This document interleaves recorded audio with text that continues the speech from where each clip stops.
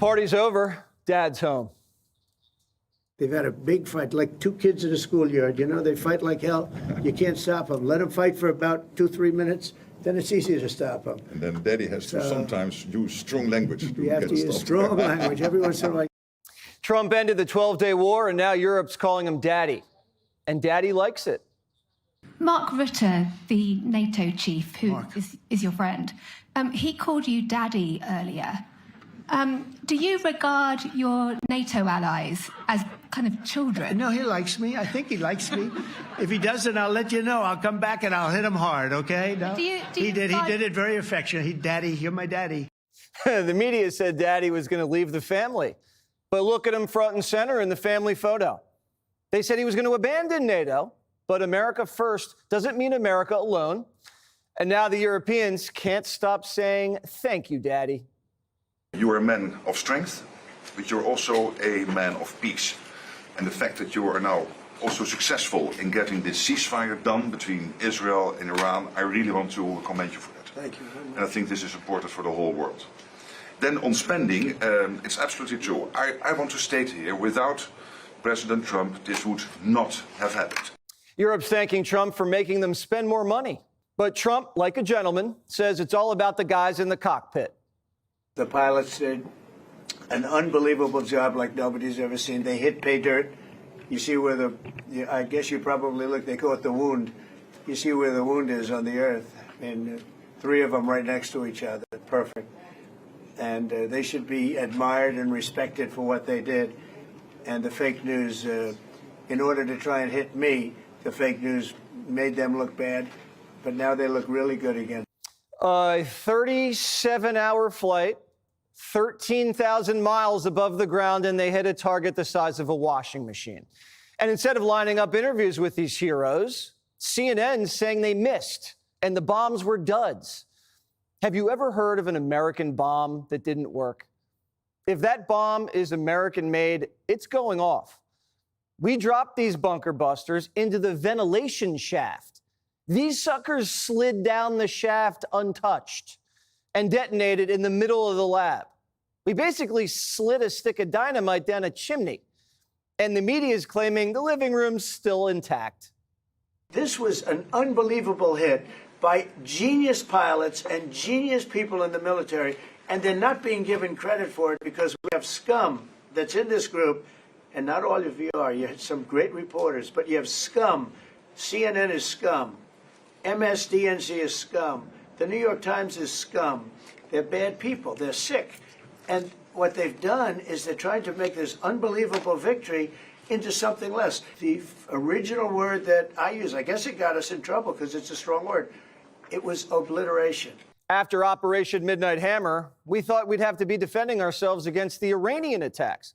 But instead, we're defending ourselves against CNN attacks. The instinct of CNN, the instinct of the New York Times is to try to find a way to spin it for their own political reasons, to try to hurt President Trump or our country. They don't care what the troops think. They don't care what the world thinks.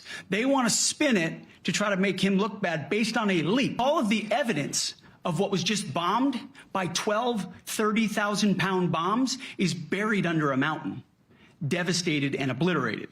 So if you want to make an assessment of what happened at Fordo, you better get a big shovel and go really deep, because Iran's nuclear program is obliterated. We basically threw grenades into a rabbit hole, and CNN is saying there wasn't any damage because they can't see underground.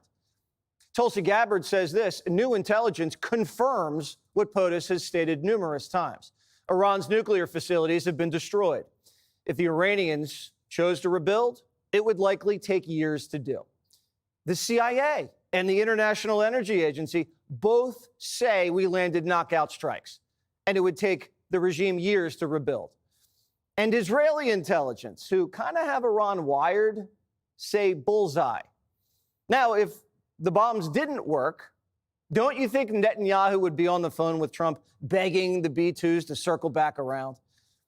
Israel already has spies combing through the rubble. Israel's going to be telling us very soon, because Bibi is going to have people involved in that whole situation. We hear it was obliteration. It was a virtual obliteration. When you take a look at the ground above, don't forget, the flame is all underground. But everything above, if you look at the before and the after picture, everything above is burned black. The trees, everything. I believe it was total obliteration.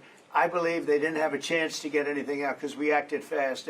You can tell there was a uranium fire inside the site because the top of the mountain changed color after the blasts. The same people who were saying the bunker busters didn't blow up are the ones who said Trump was a Russian agent. COVID didn't come from a lab, and Hunter's laptop was fake. But the reporter who keeps getting it wrong keeps getting promoted.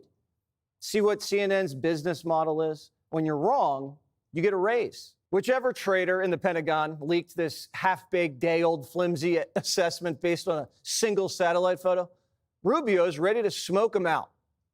These leakers are professional stabbers. That's what they are. They go out and they read this stuff and then they tell you what it says against the law. I am told by the FBI the leak already is being investigated, and it absolutely should be, because this was a top secret intelligence analysis that very few people in the United States government had access to see. If you stab Daddy in the back, you're getting more than a spanking. The punishment for treason? Death penalty. Now, you don't leak faulty intel during a war that undermines American military capabilities.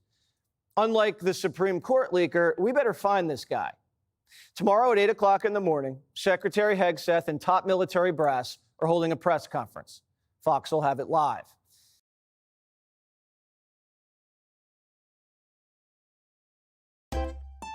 If you enjoy this content, please consider subscribing to my channel to stay up to date with future videos. Thank you for watching.